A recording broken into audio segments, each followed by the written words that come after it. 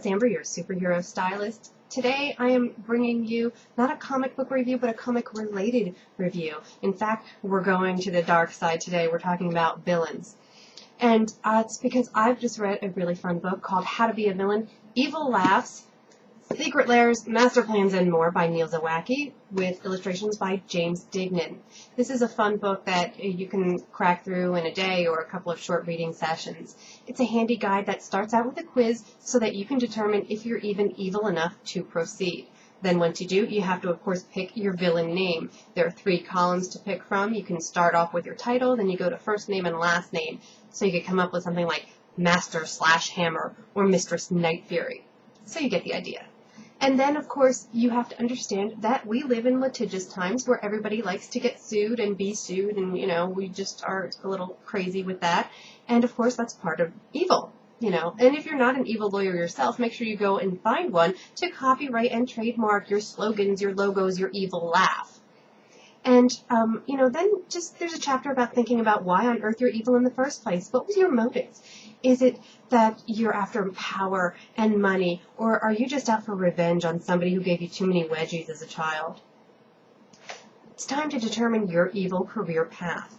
Do you want to be a necromancer, a mad scientist, or a criminal mastermind? It's always popular. And of course, there's corporate bastard, my favorite.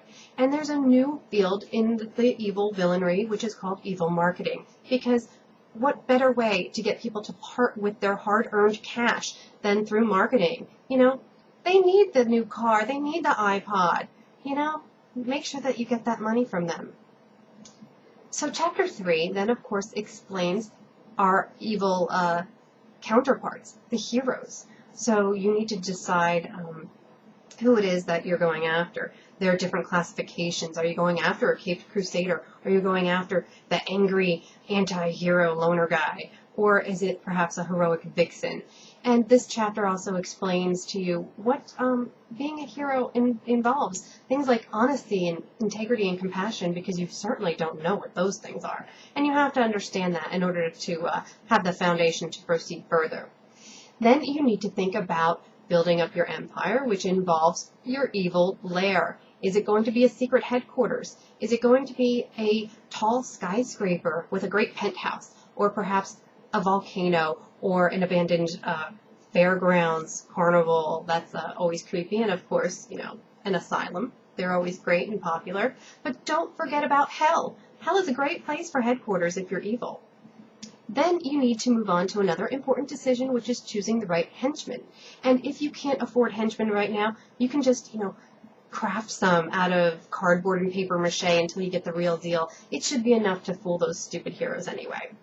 But think about what kind you want. Do you want evil clowns? Do you want street thugs? Do you want DNA-spliced creatures, robots, or ninjas? And don't forget about the corporate crony category of henchmen. It's, of course, a huge field right now. The temp agencies are booming with those. And choose the best hardware for you. Are you going to go military style, or are you going to go with unholy relics? And moving on to my favorite part, of course, the evil fashion. Are you going to wear classic black? Are you going to have a costume with all sorts of gimmicks? Are you going to wear a business suit or a dominatrix outfit? Wizards' robes are always a good choice. They give you, a lot of breathing for when it's hot. And if you're just a brain, then don't forget you need to choose the right jar. And if it's a really big jar, get one with casters on the bottom so that your henchmen can easily push you around. There's also the option of mirroring your arch nemesis. If they were red, white, and blue, then mix it up, take the same outfit, but do it in black, gold, and white. Then you get into this little tricky category about, being in the guise of another person. I prefer shape-shifting because the whole thought of wearing somebody else's skin is just enough to really, I say you need to master the art of shape-shifting to go that route. The final chapter is about making your evil plan, and it does this in a sort of Mad Libs way, which is always fun and entertaining.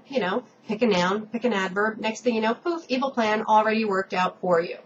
So I highly recommend How to Be a Villain by Zawacki, and if you don't know, here's what it looks like. Evil Laughs, Secret Lairs, Master Plans, and more. So don't forget to subscribe before you log out. Thanks for joining me today.